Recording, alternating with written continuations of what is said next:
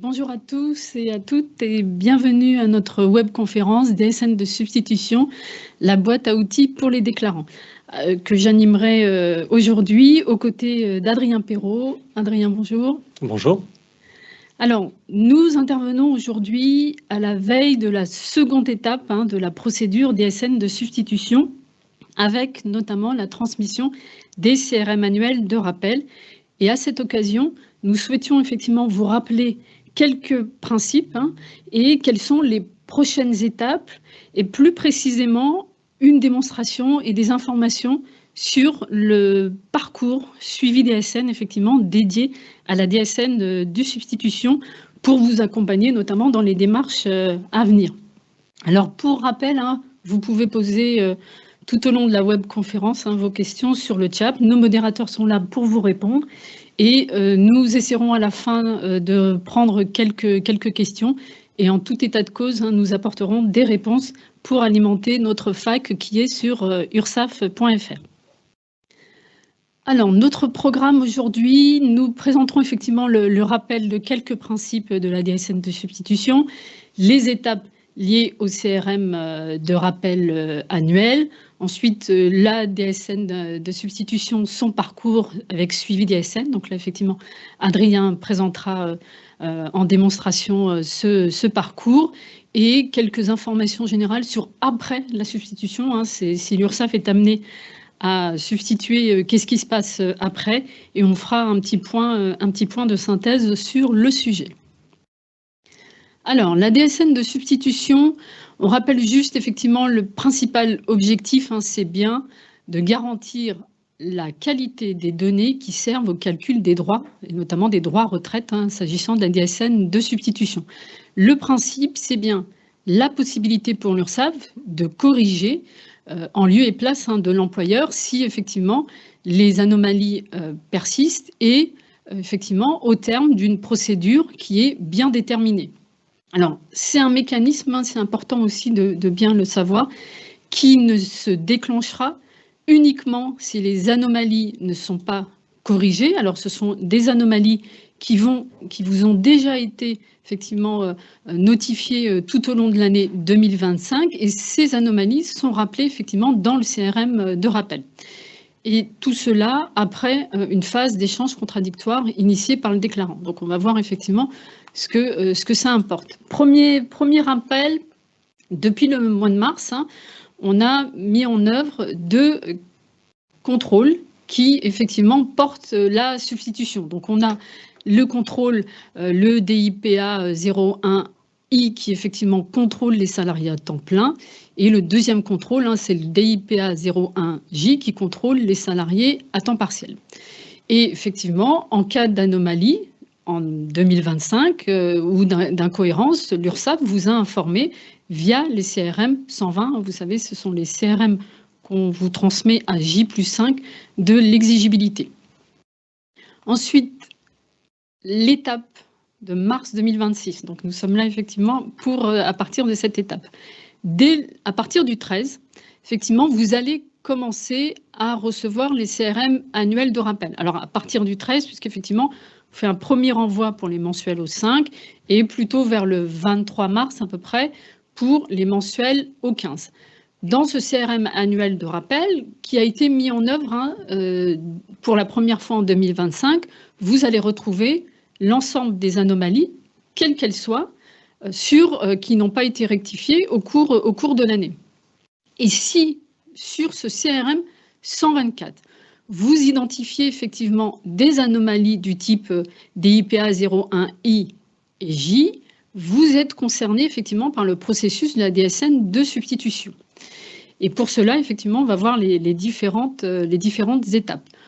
Autre point important, au-delà de ce CRM, et parce qu'effectivement, on sait aussi que dans les entreprises, certains travaillent à partir du CRM plus que d'autres, l'objectif aussi, c'est que d'informer tout type d'acteurs qui intervient sur la paye.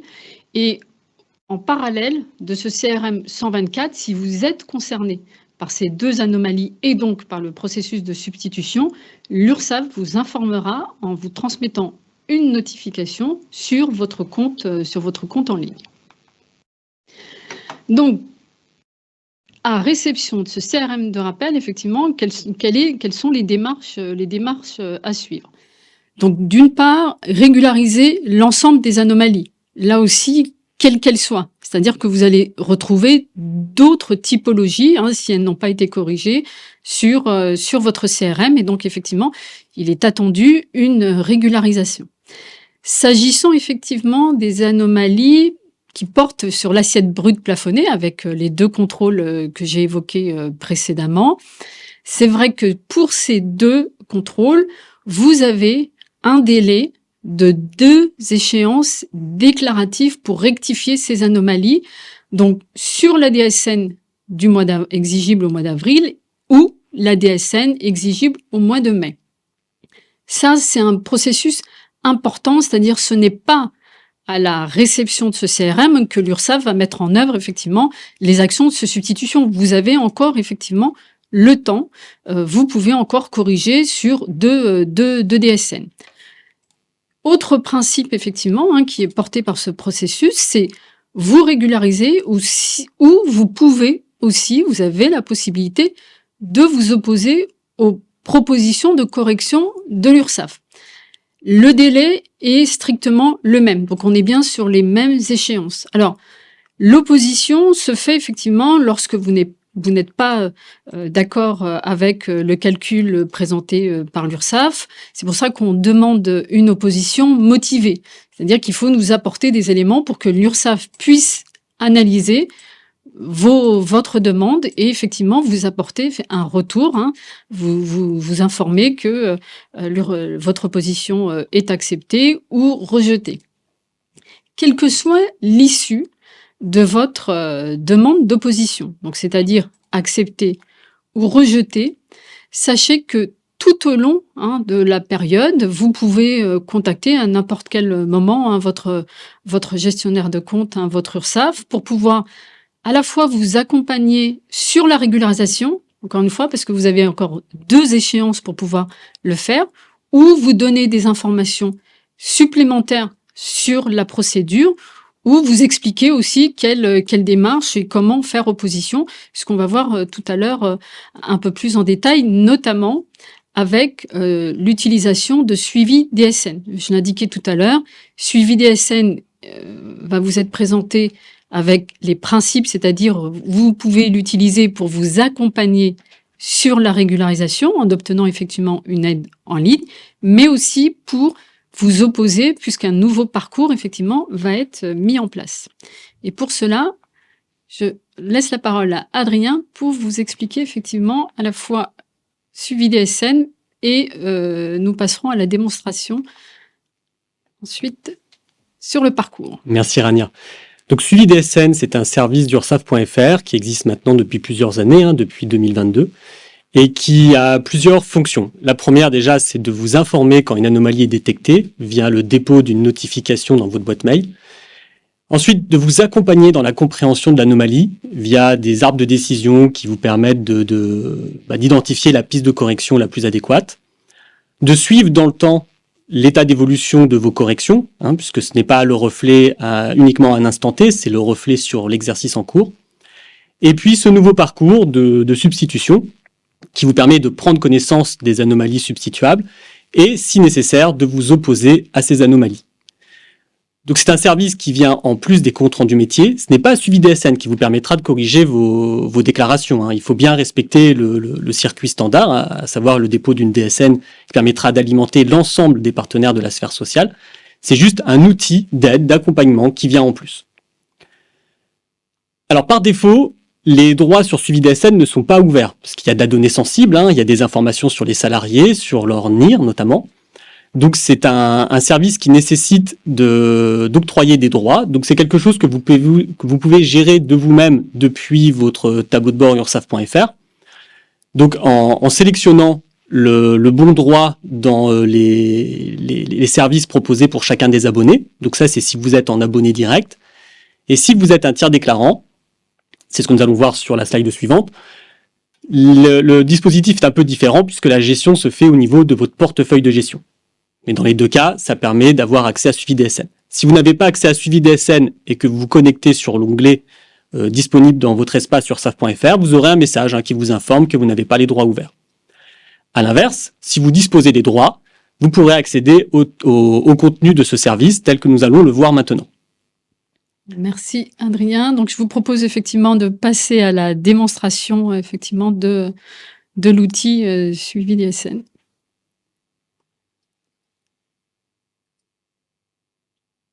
Donc suivi DSN, c'est un service qui est disponible sur ursaf.fr. Donc par défaut, quand vous vous connectez, il vous propose l'exercice en cours, l'année 2026.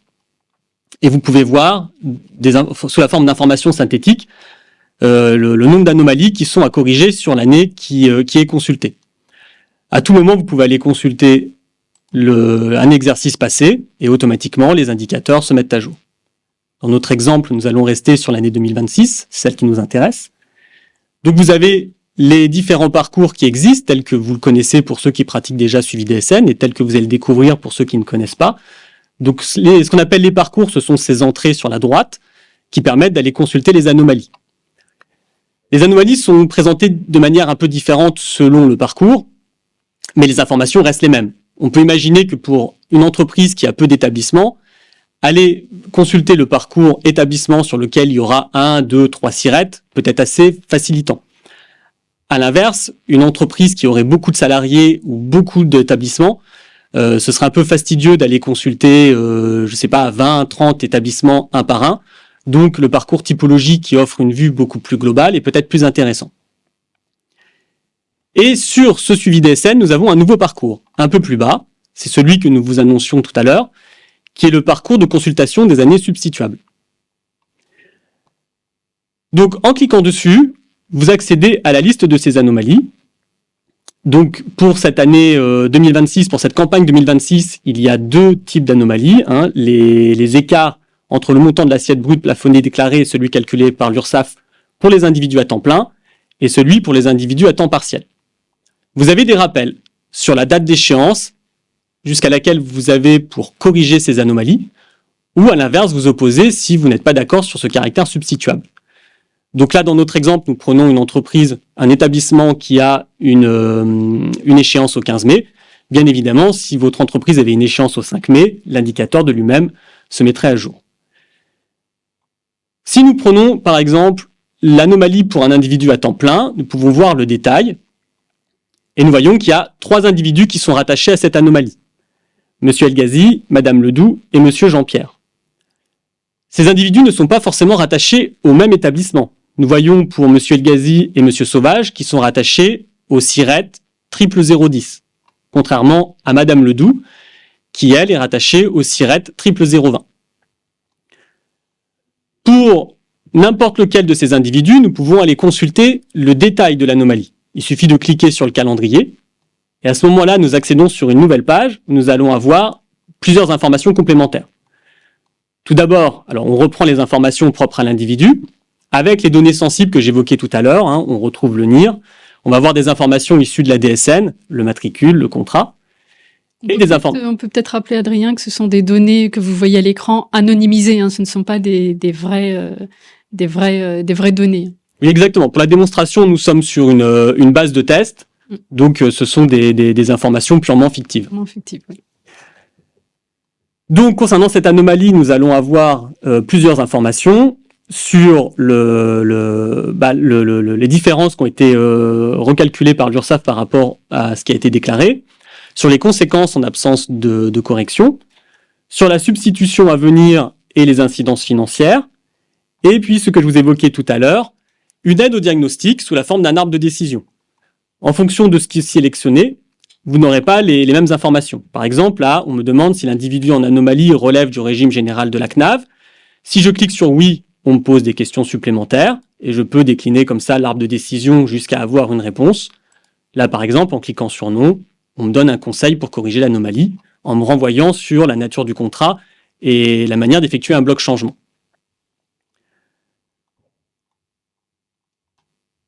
Voyons maintenant sur la manière de s'opposer. Donc dans mon exemple, je vais vouloir m'opposer pour 2 individus, Monsieur Elgazi et Monsieur Sauvage. Pour cela, je les sélectionne. et je clique sur m'opposer. J'aurais pu très bien aussi sélectionner Madame Ledoux et cliquer sur m'opposer. Même si elle est rattachée à un siret qui est différent, ça ne fait pas de différence. La demande d'opposition peut porter sur plusieurs établissements en même temps. Dans notre exemple, nous allons sélectionner que ces deux individus. Je clique sur m'opposer et cela m'ouvre un formulaire dans lequel, premièrement, on reprend les informations que j'ai sélectionnées sur la page précédente. Donc on peut revoir les individus que j'ai sélectionnés. Si jamais à cette étape, j'ai fait une erreur, que je me suis trompé, que j'ai sélectionné des individus qu'il ne fallait pas, je peux les retirer de ma liste. Enfin, il y a un bloc de saisie de texte libre sur lequel je vais pouvoir motiver les raisons de mon opposition. Donc je tape les raisons pour lesquelles je souhaite m'opposer. Si nécessaire, je peux joindre des pièces. Et enfin, j'envoie la demande qui part vers mon URSSAF. À partir de ce moment-là, si je reviens sur la liste de mes anomalies substituables et des individus rattachés, on peut noter que pour les individus pour lesquels j'ai fait une demande d'opposition, il y a désormais une mention en plus, demande d'opposition en cours, et la possibilité de suivre cette demande. En cliquant dessus, cela va me renvoyer vers votre messagerie ursaf.fr, où vous pourrez voir la demande qui est en cours, son état d'avancement dans le traitement par le gestionnaire en URSSAF, et puis bien sûr, vous avez une copie de ce que vous avez envoyé. On retrouve le motif pour lequel vous êtes opposé, et en cliquant sur la demande, on retrouve le détail de l'anomalie, des individus, des périodes associées.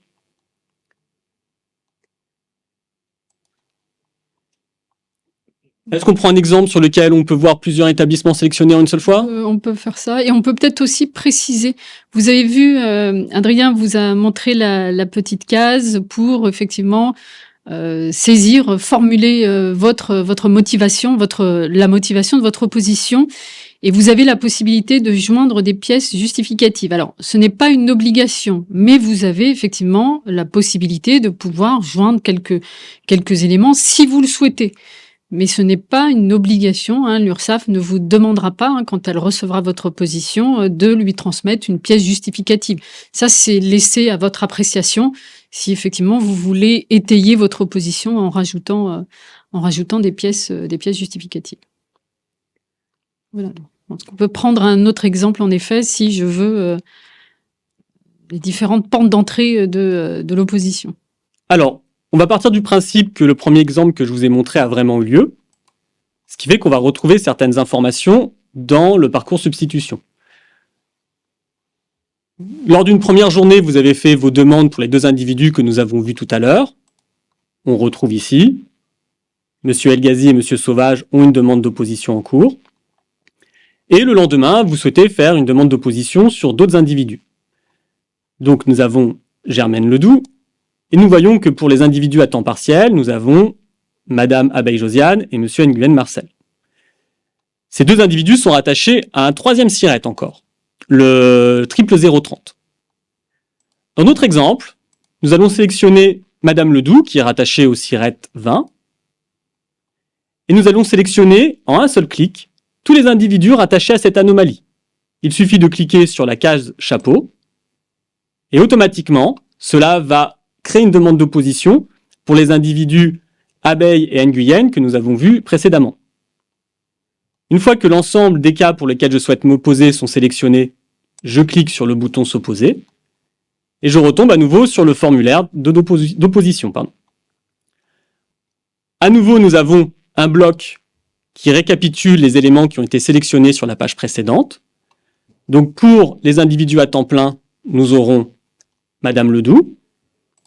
Et pour les individus à temps partiel, nous aurons Madame Abeille et Monsieur Nguyen. Il se trouve que pour ces trois individus, j'ai des motifs d'opposition différents. Donc cela, je vais pouvoir le justifier dans le bloc de saisie, en tapant un texte qui me permettra de dire que, en fonction de chacun des individus, j'ai un motif qui diffère, X, Y, Z dans mon exemple. Il est toujours possible d'associer des pièces. Et si l'ensemble de ma demande est correct, je peux l'envoyer à mon URSSAF. À nouveau, en revenant sur la page de la liste des anomalies, on notera que la mention demande d'opposition en cours est apparue. Donc pour Madame Ledoux, et également pour les 2 individus rattachés à l'anomalie de temps partiel. Idem, en cliquant sur Suivre la demande, on tombe sur la messagerie où on peut voir les demandes qui ont été créées et toujours l'état d'avancement de la prise en compte par l'URSSAF. On peut peut-être préciser effectivement que vous avez vu le fait de sélectionner le salarié, l'anomalie et de rajouter effectivement votre texte de motivation. L'ensemble de ces informations arrive directement à votre URSSAF. On sait que certains d'entre vous, pour des raisons techniques, n'ont pas accès effectivement à suivi DSN. Pour ces entreprises, vous, au-delà du fait que, alors uniquement si c'est des problèmes techniques, puisque Adrien a pu vous présenter tout à l'heure, de bien vérifier si vous avez bien activé, parce que c'est ce qu'il faudra vérifier, oui, puisque on vous a montré effectivement la procédure pour activer, pour pouvoir utiliser suivi DSN. Donc si vous ne l'avez pas encore fait, voilà, vous procédez à cette activation et vous allez pouvoir effectivement avoir accès directement à toutes ces informations. Mais si pour des raisons techniques vous ne pouvez pas, bien sûr que vous pouvez utiliser tous les canaux que vous utilisez aujourd'hui lorsque vous voulez contacter votre URSSAF. Par contre, il sera indispensable d'y joindre toutes les informations. Vous avez vu là, on coche les salariés et on coche la typologie et on motive son opposition. Ça veut dire que si vous n'avez pas la possibilité technique de passer par suivi DSN et que vous transmettez plutôt, par exemple, un mail à votre URSSAF, vous devez faire figurer la liste des salariés concernés pour lesquels vous voulez vous opposer, ou, on l'a vu, vous avez la possibilité de choisir effectivement, si vous dites sur cette anomalie précise, l'ADI, PA 01, I ou J, pour l'intégralité de mes salariés, pour tous mes établissements. Donc, c'est ce qu'il faudra bien préciser. Et vous rajoutez effectivement la motivation, pourquoi vous vous opposez. Donc ça, c'est tout à fait possible. Mais c'est vrai que d'utiliser le canal suivi DSN permet d'optimiser le traitement de l'URSSAF, sachant que l'URSSAF, effectivement, a entre 8 et 12 jours à peu près pour vous répondre.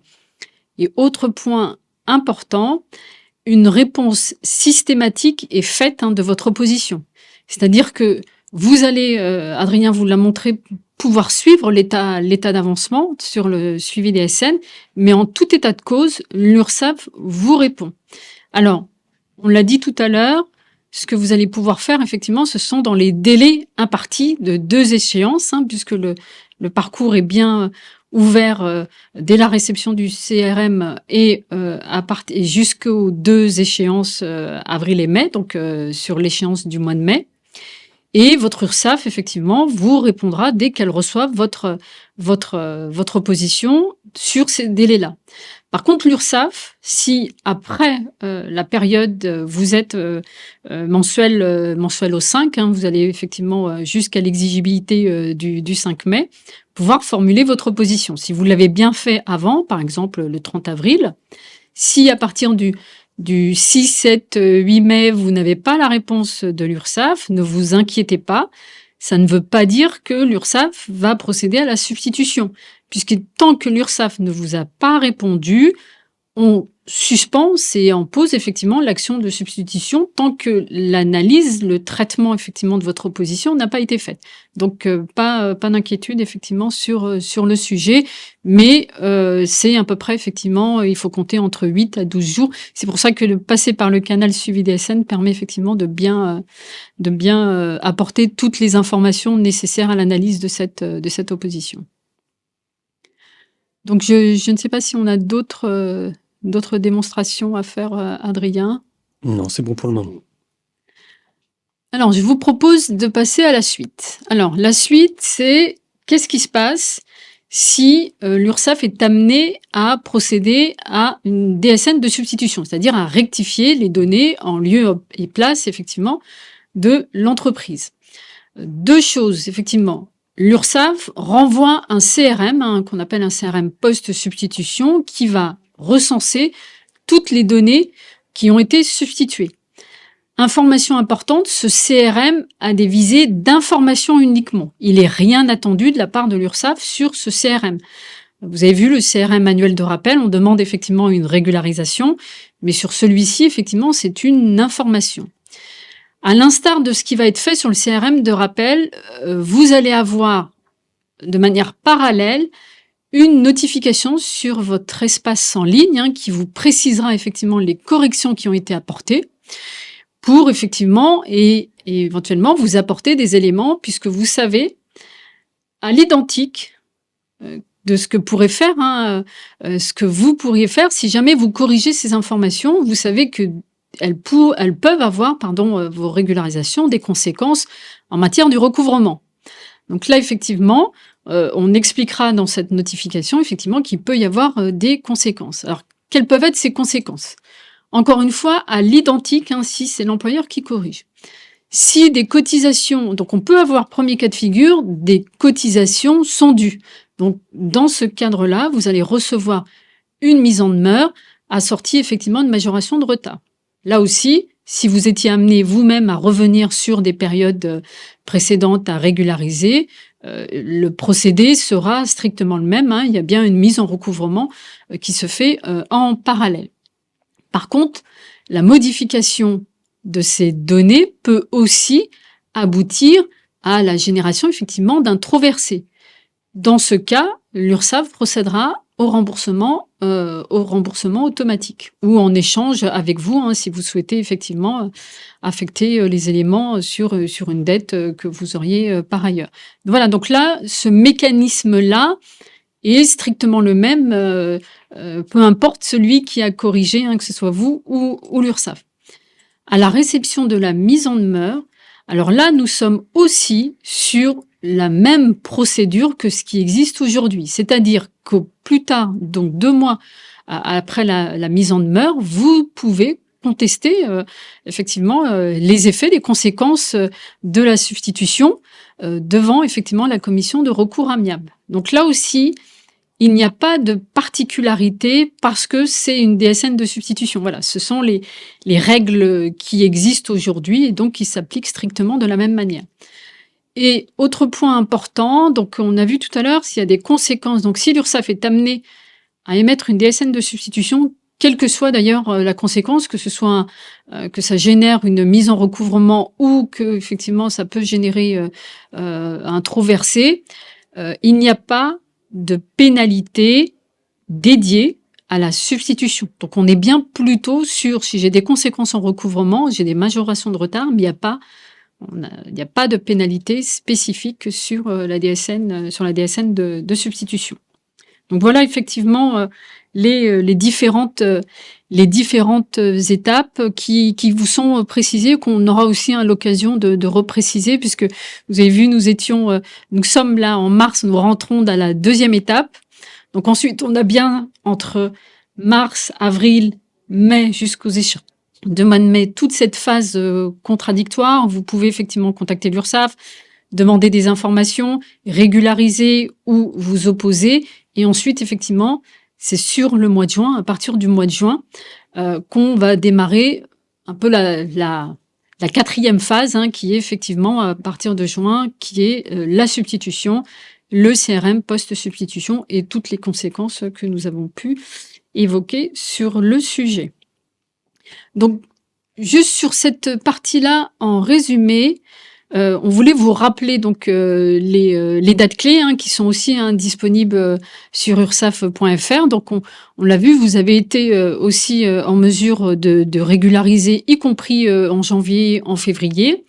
Donc si vous avez procédé à des régularisations, elles sont prises en compte pour le CRM que vous recevez à partir du 13 et à partir du 23 mars, selon votre exigibilité. Donc, on prendra bien en compte, y compris, ça aussi c'est important de le savoir, vos régularisations que vous avez pu faire sur janvier ou sur février. Et donc, vous aurez le CRM de rappel avec l'intégralité des anomalies qui restent effectivement non corrigées, mais qui sont, quelles qu'elles soient les anomalies, donc vous aurez effectivement l'intégralité, les anomalies concernées par la substitution, les DIPA-I et DIPA-011J. Ensuite, ce que j'ai évoqué, cette période qui va s'ouvrir, donc de mars à mai, donc qui est effectivement ce contradictoire, hein, vous allez ce contradictoire ou période de régularisation. Là aussi, vous avez toute l'attitude effectivement de vous servir de suivi DSN pour vous guider en utilisant effectivement les armes de décision pour avoir effectivement la modalité de correction ou contacter votre URSSAF ou encore une fois formuler si besoin une opposition, mais une opposition effectivement motivée. Ensuite, donc toujours sur cette partie-là, l'URSSAF étudiera à réception de vos oppositions, hein, les étudiera, donc elle vous apportera systématiquement une réponse, ça je l'ai déjà dit, mais effectivement c'est important. Vous allez pouvoir suivre, mais l'URSSAF vous répond dans tous les cas. Donc, pas d'inquiétude, hein, vous aurez bien une réponse sur chacune des oppositions que vous avez pu faire. Et si effectivement vous êtes amené à faire des oppositions, Adrien l'a expliqué dans sa démonstration, vous avez fait un salarié, mais vous revenez le lendemain pour faire 2 salariés, l'URSSAF vous répondra globalement, hein, sur votre position. Et vous avez donc un rappel sur ces dates clés, les exigibilités, hein, du 5 et du 15 mai. Donc celle-ci, vous allez pouvoir encore aussi les dates limites, hein, pour formuler l'opposition, mais ce sont aussi les dates d'échéance où vous pouvez encore régulariser. Et à partir de juin, effectivement, si l'URSSAF est amené à procéder à la DSN de substitution, comme je l'ai indiqué tout à l'heure, donc vous avez un rappel, vous recevez le CRM post-substitution qui est un CRM d'information et un CRM, une notification, hein, sur votre compte en ligne qui vous rappellera effectivement la procédure s'il y a des conséquences sur une mise en recouvrement, une mise en demeure que vous recevez. Si vous recevez une mise en demeure, hein, vous aurez bien l'information que c'est une mise en demeure, hein, en lien avec la DSN de substitution. Là aussi, hein, ça sera bien précisé, y compris dans la mise en demeure. Donc voilà, donc toute cette période-là, encore une fois, toutes les dates clés qu'on a vues tout à l'heure, hein, vous avez bien l'accompagnement des URSSAF, hein, qui est prévu et d'ailleurs qui a été effectivement aussi pris en charge dès le 4e trimestre, puisque certains d'entre vous ont déjà été contactés par leur URSSAF pour les accompagner, pour faire un état de la situation, apporter des éléments pour régulariser et réexpliquer aussi la procédure et les différentes étapes, hein, que nous retrouvons sur les dates clés, hein, que je viens de préciser. Alors, nous arrivons presque au terme de notre point qu'on voulait vous apporter aujourd'hui sur la DSN de substitution. Ce que nous vous proposons, c'est que nous allons prendre quelques questions effectivement que nous avons reçues avec, bien sûr, hein, je l'ai indiqué tout à l'heure, vous avez des réponses qui vous ont été apportées par nos modérateurs. Et en tout état de cause, hein, nous reprenons. Vous savez qu'il y a déjà aujourd'hui une FAQ sur la DSN de substitution qui est en ligne, mais on la complétera effectivement avec les questions aujourd'hui pour lesquelles nous n'aurions pas pu répondre le temps effectivement de cette webconférence. Alors, première question. Me concernant, je n'ai que des anomalies, hein, liées aux assiettes négatives. Dois-je faire une opposition? Alors, sur le principe des assiettes négatives, nous avions donné effectivement l'information pour vous dire que suite à une décision effectivement de la direction de la sécurité sociale, il n'y a pas de substitution sur les assiettes négatives. Par contre, effectivement, les assiettes négatives en période courante n'étant pas conformes au code de la sécurité sociale, l'URSSAF remonte ces anomalies, donc vous les avez bien reçues tout au long de l'année 2025 sur votre CRM 120. Par contre, la nouveauté, c'est que dans votre CRM de rappel, effectivement, nous ne faisons pas remonter ces assiettes négatives, ces anomalies liées aux assiettes négatives. Alors uniquement celles-ci, hein, liées aux assiettes négatives, ce qui veut dire que, effectivement, de fait, comme elles ne figureront pas, alors vous pouvez peut-être avoir d'autres anomalies, mais qui ne sont pas liées aux assiettes négatives, hein, bien sûr, mais concernant ces assiettes négatives, hein, je rappelle, hein, c'est le temps c'est une tolérance, hein, le temps de la mise en place en 2027 du fait générateur. Pour ces assiettes négatives, elles ne figureront pas effectivement sur le CRM annuel de rappel. Ce qui veut dire que de fait, alors l'opposition n'est pas nécessaire. Alors, D'une part, parce qu'il n'y aura pas de substitution, donc il n'est pas nécessaire effectivement de faire une opposition, et elles ne figureront pas dans les CRM de rappel. Donc vous n'aurez même pas effectivement ces anomalies directement dans votre CRM. Donc voilà. Donc on confirme effectivement, puisque leur absence sur le CRM manuel de rappel effectivement est une nouveauté. Donc ils ne figureront même pas sur le CRM manuel de rappel. Alors, prendre une deuxième question. Est-ce que je peux revenir sur mon opposition si je me suis trompée en sélectionnant les salariés concernés? Alors là, je pense que c'est par rapport à suivi DSN, donc peut-être Adrien. Alors, est-ce que je peux revenir sur mon opposition si je me suis trompé? Alors, si c'est possible, je vais repartager mon écran pour illustrer mes propos. Donc oui, c'est possible. Mais ça diffère selon l'étape dans laquelle nous sommes dans la démarche d'opposition. Si je reprends mon exemple de tout à l'heure, je souhaite m'opposer sur 2 individus, donc Monsieur Elghazi et Monsieur Sauvage, je les sélectionne, je clique sur m'opposer, et j'ai un récapitulatif qui me permet de voir les individus que j'ai sélectionnés. D'ailleurs, cet écran permet d'illustrer ce qu'expliquait tout à l'heure Rania, à savoir qu'en faisant une demande d'opposition depuis suivi DSN, on récupère en automatique plusieurs informations qui vont permettre à l'URSSAF de faciliter son travail d'instruction. On voit, on a les établissements concernés, l'exercice, les individus, le type d'anomalie.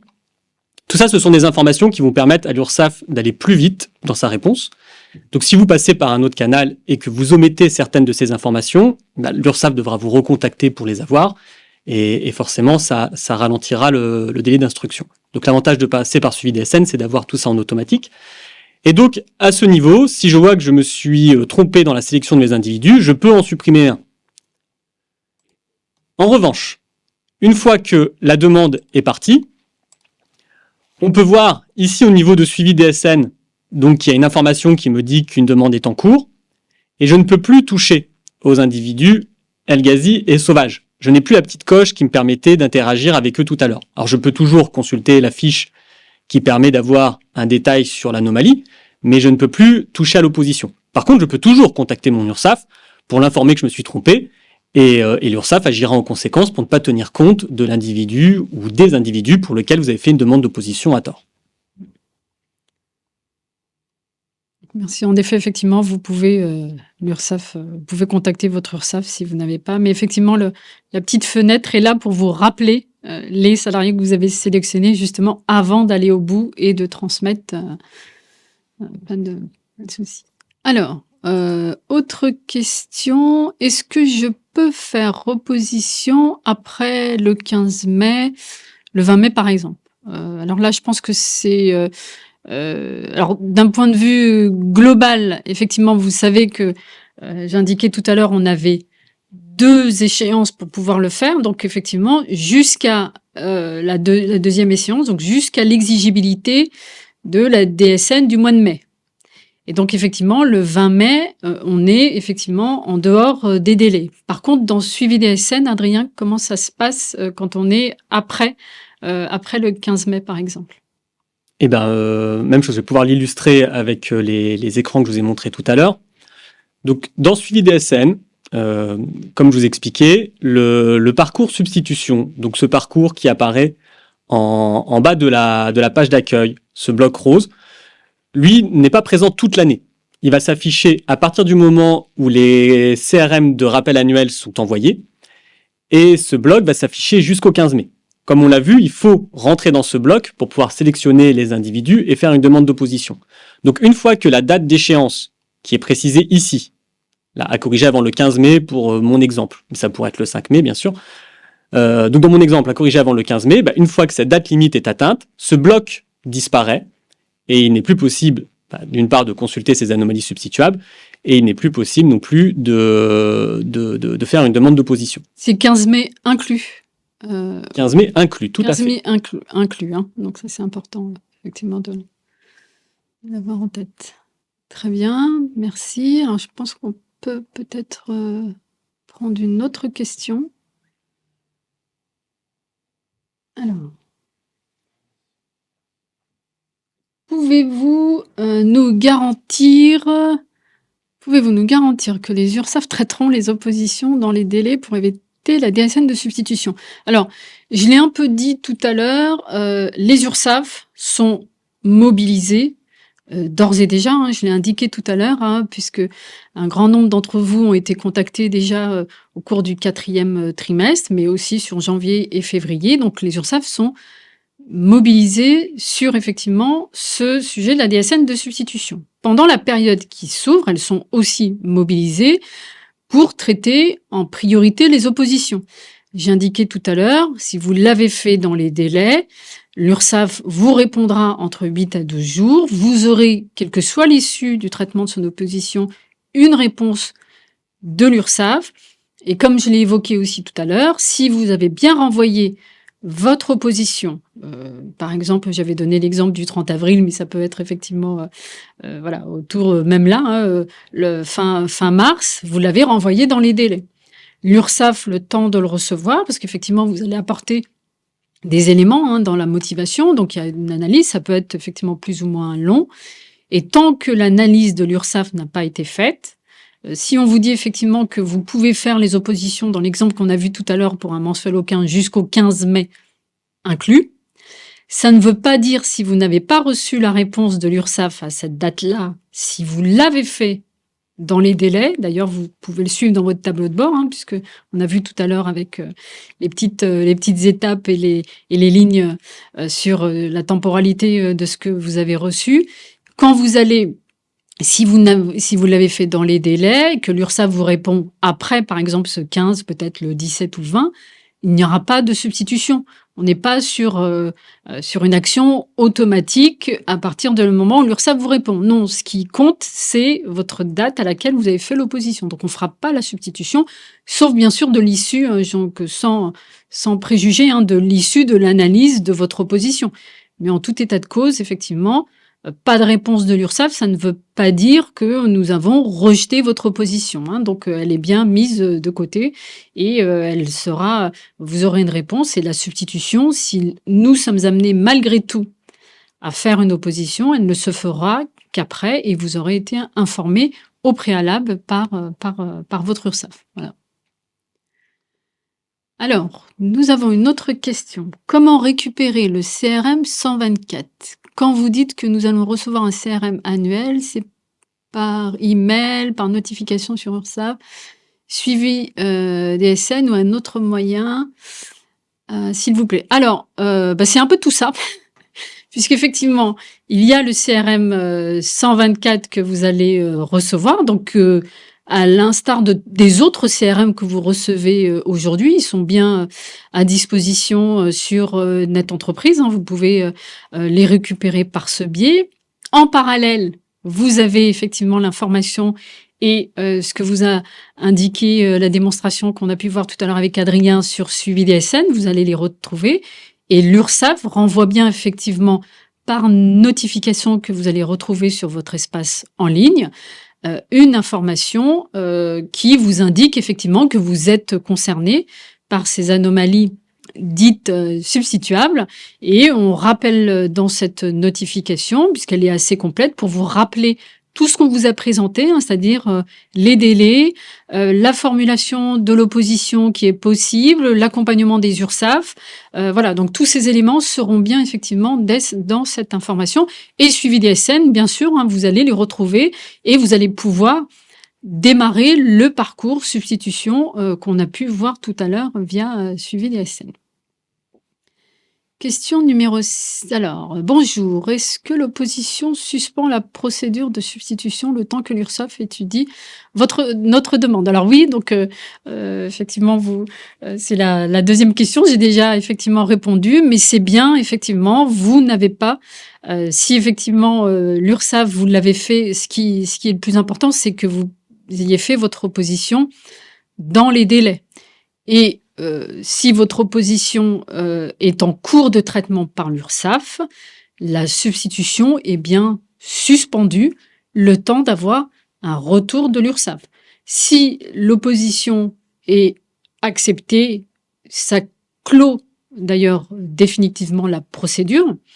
Mais si l'opposition effectivement est rejetée, par contre, la procédure se poursuivra et la DSN de substitution effectivement sera émise. Et y compris si l'URSSAF ne vous a donné le résultat de son analyse de l'instruction de votre opposition qu'après le délai. Voilà, donc ça, effectivement, je pense que c'est un point important à retenir, parce que je vois effectivement que la question arrive souvent.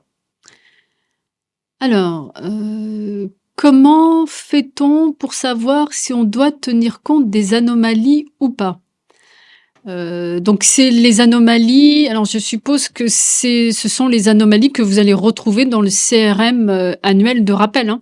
Si elles sont bien effectivement sur le CRM annuel de rappel, j'ai indiqué tout à l'heure que vous avez reçu les anomalies tout au long de l'année 2025. Certains d'entre vous ont pu corriger avec la DSN de janvier ou de février. Ça veut dire que tous ceux qui ont procédé à des corrections, le CRM de rappel, on tiendra compte, hein, on tiendra compte de ces rectifications. Et dans le CRM de rappel, si vous avez corrigé l'intégralité des anomalies, elles ne figurent pas sur le CRM annuel de rappel. Donc c'est bien effectivement cette indication que vous avez, c'est celle aussi du CRM de rappel. J'indiquais tout à l'heure, si vous retrouvez des anomalies DIPA-I 01I ou DIPA 01J, c'est que vous êtes concerné. Même chose, si vous allez d'ailleurs sur Suivi DSN, vous allez retrouver. Donc c'est comme ça effectivement. J'espère que j'ai bien interprété cette question, mais c'est comme ça que vous allez voir qu'il faudra effectivement tenir compte de ces anomalies. Alors, ce qui est montré n'est pas encore opérationnel. Demain, c'est cela. Alors, oui, Adrien, tu l'as évoqué tout à l'heure sur le parcours de suivi DSN. Oui. C'est ça, le parcours de substitution, hein, de consultation des anomalies substituables et d'opposition n'est pas encore ouvert. Il sera ouvert à partir du moment où les CRM de rappel annuel seront envoyés. Par contre, dès à présent, vous pouvez consulter suivi DSN et consulter les exercices passés. On l'a vu tout à l'heure, hein, il est possible de consulter l'année 2025. Et si vous avez, en consultant l'année 2025, déjà des anomalies qui sont présentes, vous pouvez commencer à les corriger dès à présent, hein. Il n'y a pas besoin d'attendre la production du compte-rendu de rappel annuel pour corriger vos anomalies passées. Tout à fait. Très bien. Alors, ce que je vous propose effectivement, puisque, encore une fois, vous avez eu des questions, donc c'est de repasser effectivement au support de présentation. Donc, vous avez eu donc nous avons pris quelques questions. Nos modérateurs vous ont répondu. Pour les autres questions, effectivement, nous allons pouvoir les intégrer. Juste peut-être en synthèse, mais effectivement, on a pu le dire tout au long, c'est que, encore une fois, hein, vous allez effectivement à tout moment, alors d'une part, à tout moment retrouver ces anomalies, comme vient de le préciser Adrien, mais aussi demander via suivi DSN avec un formulaire dédié à être contacté par votre conseiller. Mais là, effectivement, là aussi, tout au long de la procédure, vous pouvez contacter par tout moyen habituel, aussi votre gestionnaire pour avoir des informations complémentaires. Vous avez effectivement, nous avons sur ursaf.fr une page dédiée à la DSN de substitution avec des guides, une FAQ, donc effectivement qui reprend des questions que vous avez pu nous poser effectivement sur d'autres webconférences que nous allons alimenter d'ailleurs aussi avec vos questions que vous avez pu nous poser aujourd'hui. Vous avez aussi des actualités. Un point aussi, puisque c'est effectivement dans la rubrique déclarée en DSN, consultez très prochainement, je pense, Adrien, à partir de la semaine prochaine, le mode d'emploi pour utiliser suivi DSN. Et qui intégrera effectivement ce qu'on vient de voir aujourd'hui. Donc je pense à partir de début de semaine prochaine. L'URSSAF, comme toujours, vous met à disposition quelques tutoriels vidéo. Donc on transmettra bien sûr tous les liens que vous pouvez retrouver et que vous pouvez retrouver aussi le replay de la webconférence qui avait été faite aussi qui s'appelait Tout savoir sur la DSN de substitution. On avait pu revenir aussi en détail sur les contrôles, sur les points d'intention, comment régulariser, etc. Donc voilà, vous pouvez aussi vous référer à ces replays si besoin. Voilà, donc nous sommes arrivés au terme de notre conférence. Nous avons plus qu'avec Adrien à vous remercier et à vous souhaiter une excellente journée à tous. Voilà.